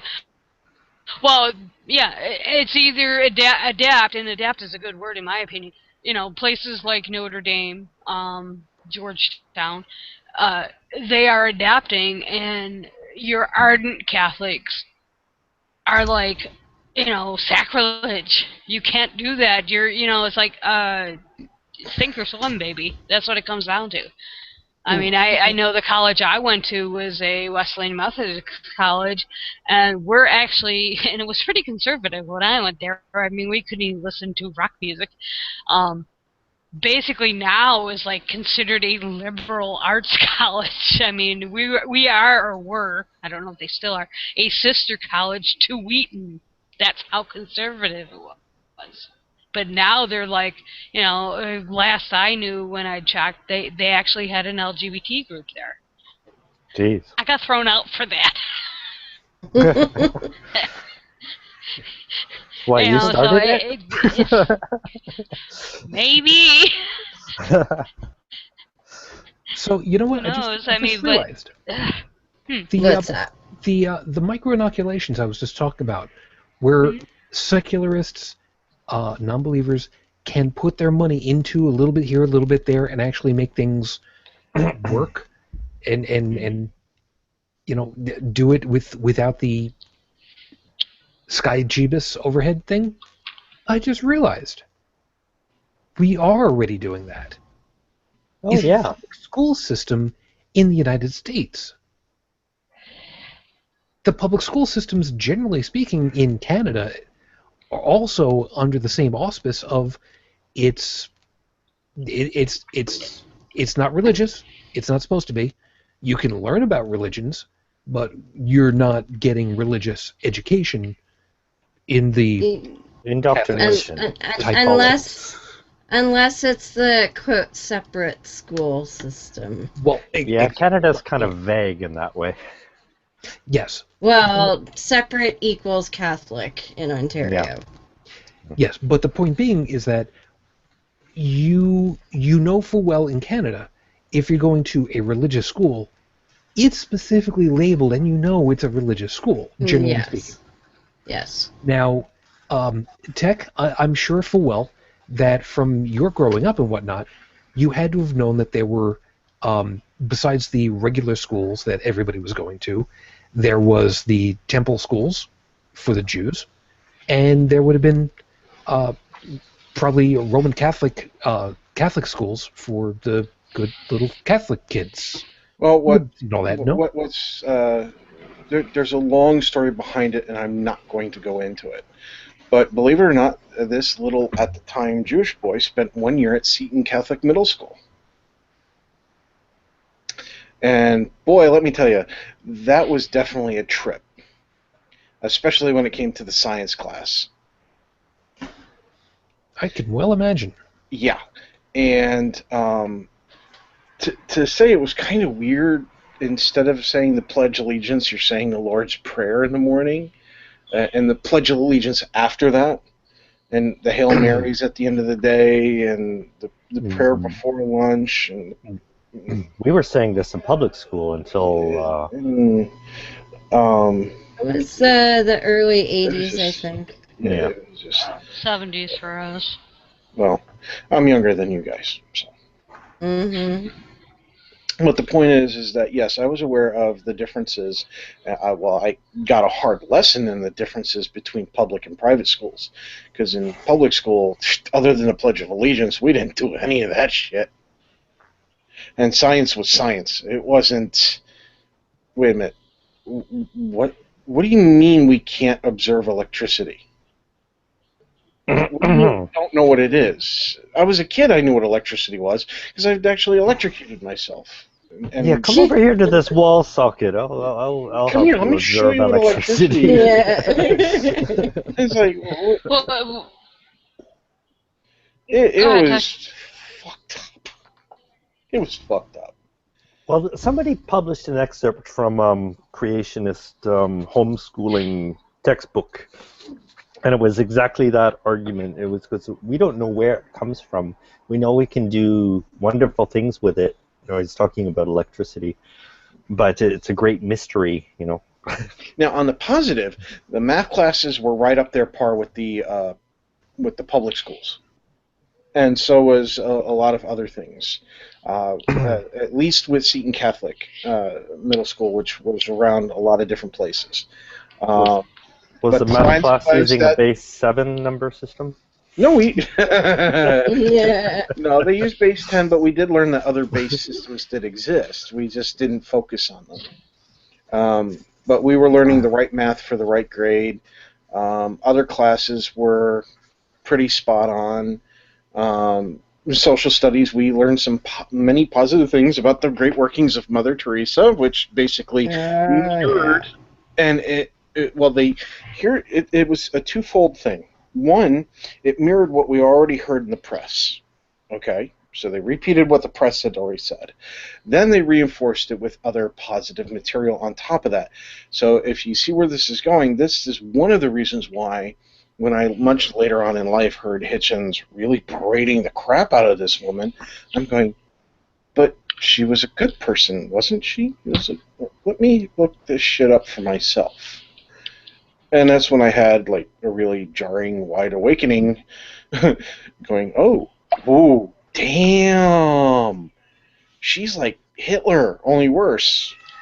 Yeah. No, Hitler knew what he was doing. Mother she knew what she was doing too. She was No, she didn't, because I'm not apologizing for it, but this is what indoctrination does to you, because she was doing it in the name of, so she thinks it's actually good in her mind. Hitler thought he was doing God's work too. Let me remind you. So she's in her own little bubble, and I'm sure the Vatican gave her extra special attention to, and sheltered her from the media. So, like, you know, the Vatican was exposing the bits of her to the outside world that they wanted, but in her little bubble, she was managed almost like a boys band. I don't know. I'd say more like a girls band, because they're not treated as fairly as a boys band might be. You know, like the hookers and the drugs and all that shit. Yeah. Yeah. Well, a little more abuse, but the abuse is good for you. It builds character. Bring you closer to Jesus. Yes, and Tech, thank you very much for giving me that mental image I will never get scrubbed out of my head. Bring bleach, please. Thank you. Mother Teresa and hookers. Thanks. Thanks ever so much. Well, that would require Mother Teresa to wear a strap-on. Helping matters. You're not helping. By the way, she might go the double-ended route. You know, the curved one, the U-hook shaped one. Yeah. My birthday's coming up. Are we going to start a new show? It's going to be called Tech Corner. Remember what they said in the movie? The wrinklier the prune, the sweeter the fruit. Oh.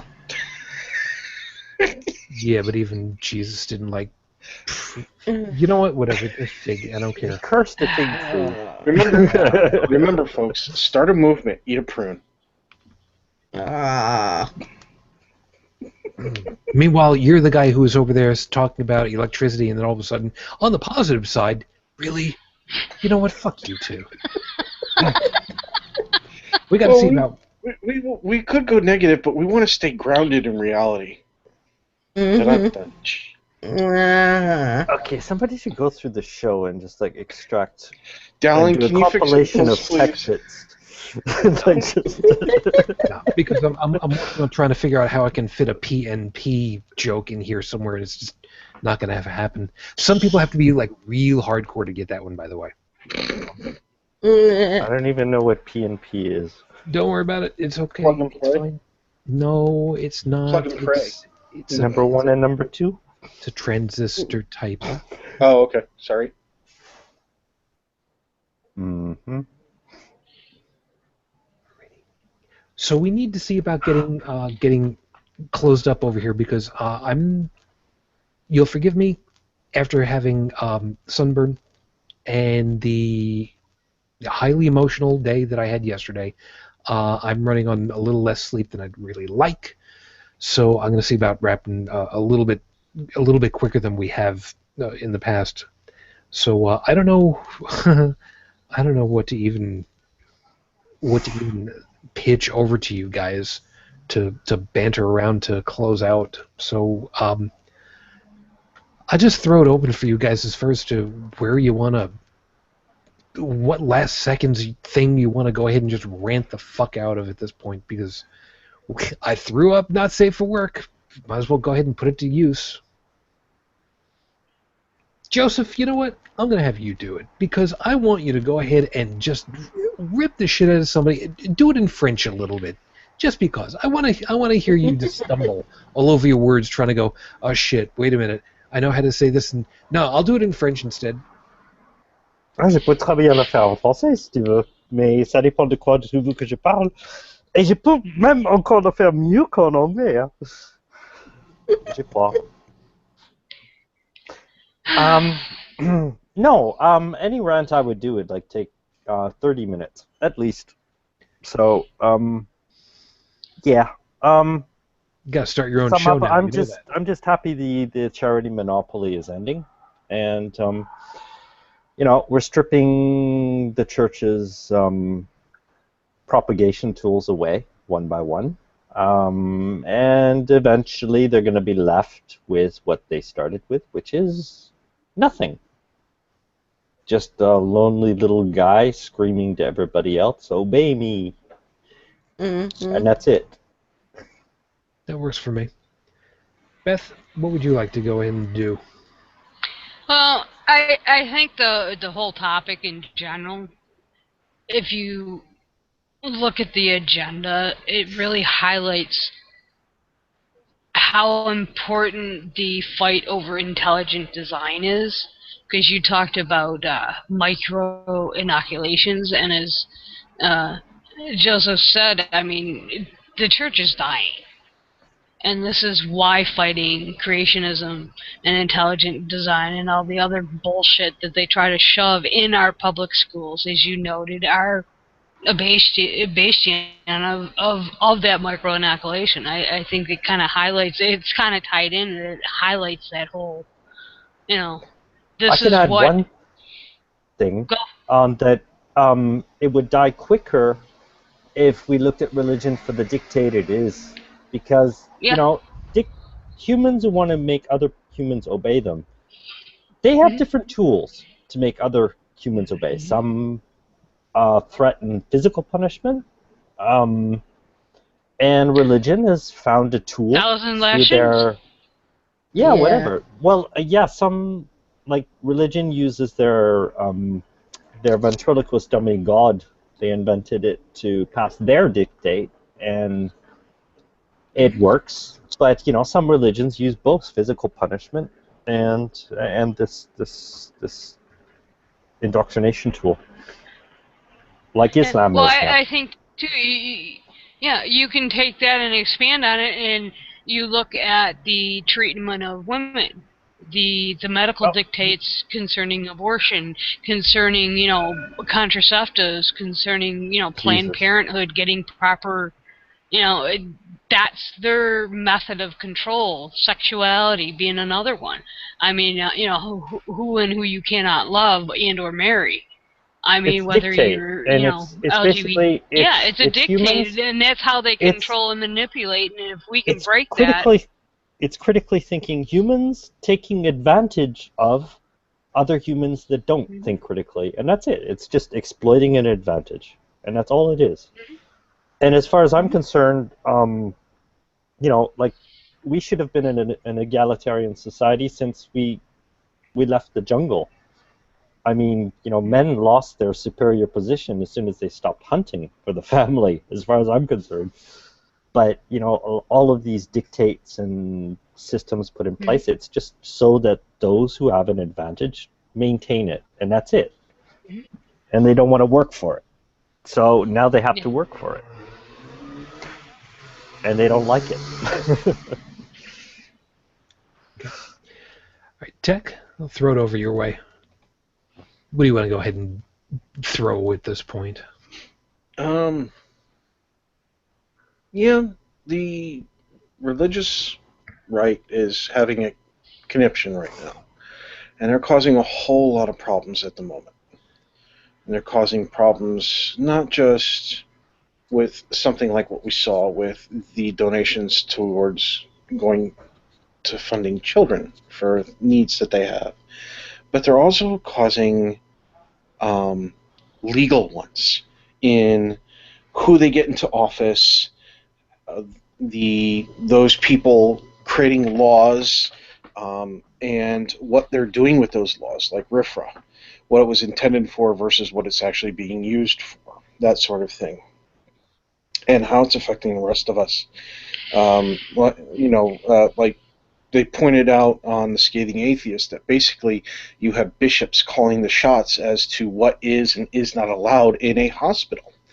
And there should be no circumstances whatsoever, especially in this country, the United States of America, where any religious figure should be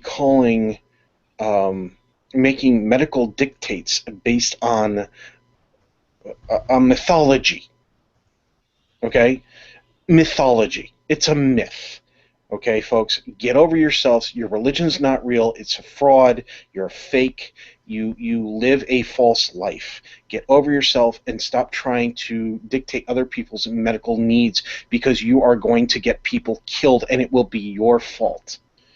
And if I could, I would find a way to ensure that anybody who died in a religious hospital, that their family would be able to prosecute the person in charge of making those medical dictates of the hospital, and to see that person spend the rest of their life rotting in the worst prison we could find, which is still better than any prison anywhere else outside of the United States in most countries, except for a few where they actually do prisons right. I'd like to see them working on a road crew. No. For free. What? At least they'd be You giving mean them back to getting outside society. air and good exercise and all that? Hell, stick them out in that Texas one where they stick them out in the heat in the tents, make them eat bologna sandwiches because they're cheap. Sad part of it is there are reports of people who have died for exactly that reason. At least one person in, if memory serves, Ireland, who was denied an abortion because it was against the dictates, and fetus was already going to be dead, and she died. Yep. I'm part of a group that's called. I think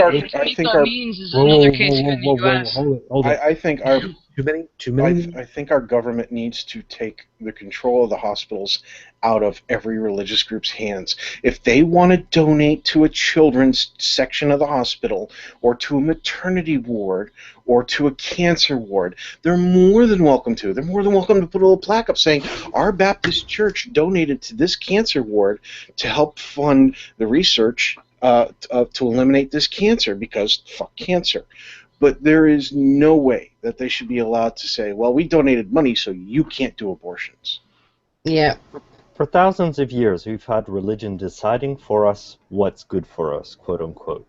And now that religion is dying, we have to fill the void, and we have to decide what's good or bad for society ourselves. And unfortunately, we're learning how to do this now that we have a place to do it. Well, we do know what's good. We do know that certain things are necessary. What we're having is the pushback from what's left of religion in the society at this point, trying to revoke certain things in hopes that they themselves will gain more traction and gain back that privilege they had over others. Because right now, part of the gnashing of the teeth of the religious side is the fact that, oh, well, we had this privilege, but now everybody has it, so it's not a privilege anymore. We need more privileges so that we're higher up on the food chain again. Yeah. That's what fighting homosexuality is all about, actually. And women's rights and all the other shit. Just trying to stay relevant. Yeah. Like banning bathrooms. Yes. Mm-hmm. Everybody poops, get over advertising, and people are dying for it. Mm-hmm. Joey, anything you'd like to go ahead and drop off with? With where this has gone thus far, I'm not even sure. Yeah, sorry. I'm sorry, I'm just pissed off. But it's your point. So if there's a piece you want to take the hell out of it any way you want. Going back to our original topic of the folks that decided to say, we don't want your money. Oh, really? You're still talking about that now? You're welcome. Still lots to be said. Take it from a guy who's unemployed right now. Just take the money. That's not a bad one right there. Heretic Woman, what you got? Yes. Well, I would like to say that for all of the religious folks out there who think that you need Jesus to be altruistic and be charitable, yeah, fuck you, because obviously you don't give a shit about being charitable or altruistic. You just want to kiss Jesus's ass and get your little reward bullshit, which means you're not altruistic or charitable. You're a greedy fucker who only cares about yourself and what Jesus can do for you. You don't care about kids. So stop with the for the sake of the children bullshit, because we all know you don't give a damn about anybody's children, barely your own, maybe, you know. So just cut the crap, because we don't believe you. We never did, and now we have even more concrete evidence as to why you don't give a shit about children unless you can use them to your own advantage. So, fuck off. Thank you. That works. That works. I'll make this relatively quick. Item 1. Yeah, you guys over there in Muskegee? The atheist group? Rock on. Item 2. That, that charity? Like she said, fuck y'all. Or am I just channeling my inner Ms. Ashley? Doesn't matter. Yeah. Item 3. Pride is the belt that holds your pants up long after your pants are gone. Oh, you know, I was going to make some kind of a joke about my... You know what? No. Did I fuck it up? No, it's fine. I was just going to make some kind of a joke, and then I suddenly thought about zippers, and it's like, nah, no. Do it. Well, if somebody's useless, just ask them to stick out their tongue and pretend they're a zipper. Then they'll be useful again. Thanks, appreciate that. Item last. The piece that came to mind when I was in my youth, I went through the religious teachings for the Roman Catholic stuff, the Catechism, and one of the things I've mentioned about before was around 16-ish. I was supposed to go through confirmation. Basically, it's a point where you are expected to say, yes, I'm going to pledge myself to the church for the rest of whatever, and I'm old enough to be able to understand exactly what I'm getting myself into, so it's kind of honor-bound to myself. And there's a piece of this that just finally came to mind earlier, and I'm going to put this out there for all of those that were Catholic, or maybe still are Catholic. Maybe some of you that went through in some other Christian organization, maybe you went through late-term baptism, pledged yourself, born again, whatever, and you feel that you are honor-bound to your church at this point. If you made a pledge, if you made a promise, if you signed a contract to someone, and it turned out that you signed under false pretenses, that contract is null and void. If somebody went ahead and duped you into it, you're free and clear. Catholic Church has been duping people for who only knows how many hundreds of years. Yes, I could go with thousands, but really hundreds. Because hundreds, however many hundreds, is when they finally decided, all right, these are the pages that are going to go into the big manual. So if you think that you've got something holding over you, you think that you've got some kind of honor system that you're supposed to be following in order to keep going with whatever indoctrination, whatever training you were given, whatever thought processes you were told to follow, as opposed to how to think through something, get off the merry-go-round. Step off of it. Take a look and see what the merry-go-round actually is. Do what we do. Step out of the box. Take a look and see what the box is made out of. And then decide for yourself, do you want to stay in there, or do you want to, I don't know, maybe find out how you can unravel that box. What's in the box, Nikki? What's in the box? Maybe teach other people what the box is.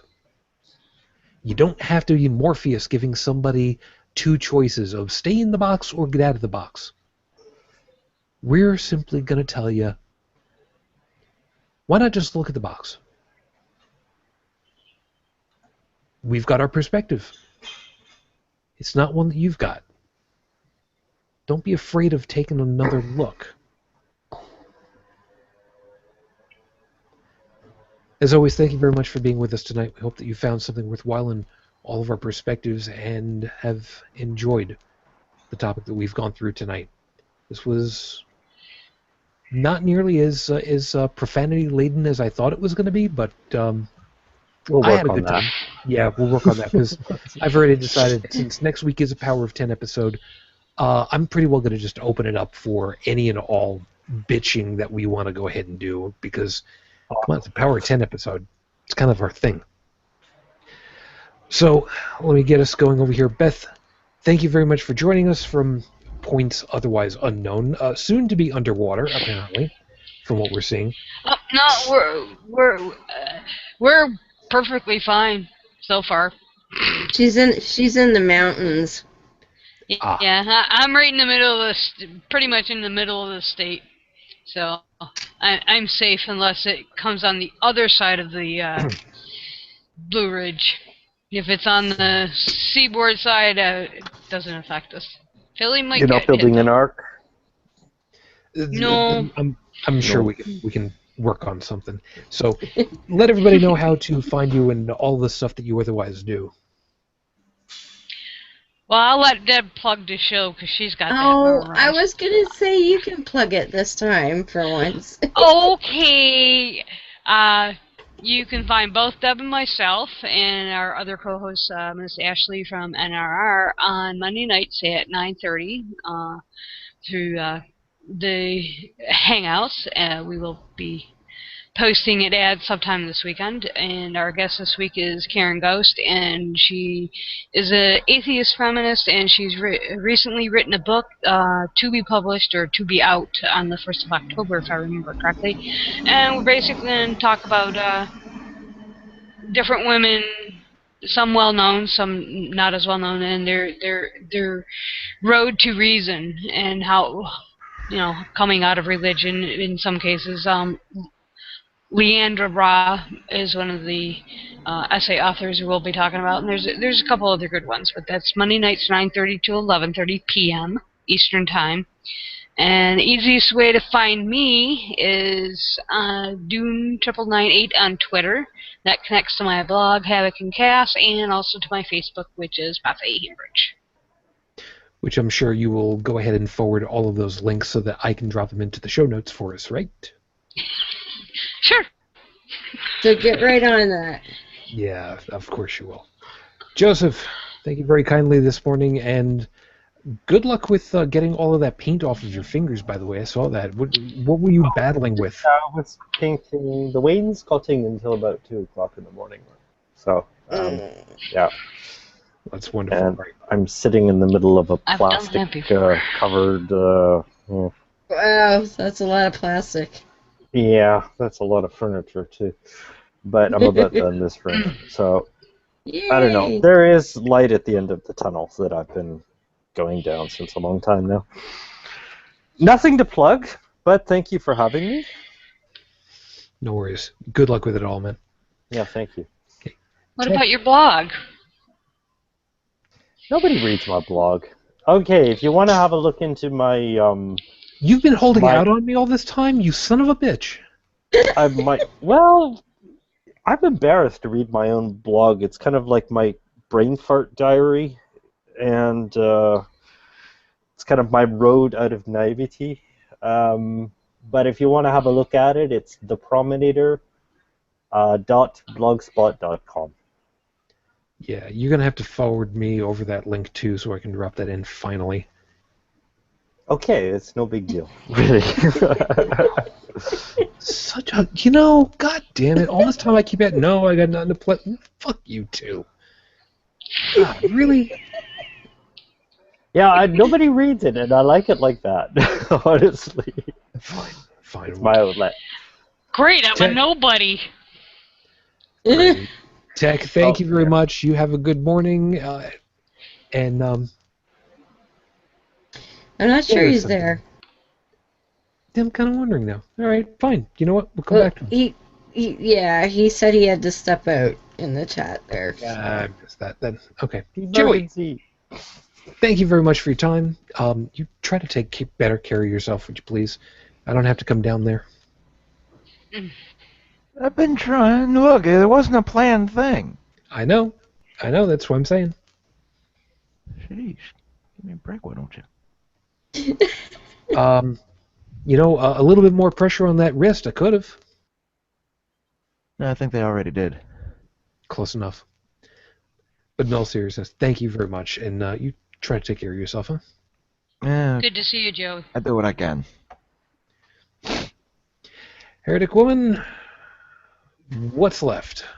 Know the Truth with Pastor J. I did voice for the last episode. He's putting out one this week, I think. You can find that on Spreaker, and it's KONW, the TRUT with four exclamation marks. And Beth already plugged everything else, so I'm good. Yay. So it works out good. So, real quickly, Dalan, safe travels, man. You take good care of yourself. Chris, whenever you're able to get back, of course, gonna love to see you. And Brigid, hope that we see you next week, of course. Meantime, as I mentioned, yes, next week is going to be a Power of 10 episode, so it will again be not safe for work, and I'm basically going to turn us all loose to each have an opportunity to have whatever it is that we want to just go ahead and say, this is stupid as all fuck. But that's kind of what we do every 10 episodes. We'll see how that plays out. What? What? What? I heard somebody whispering in my ear.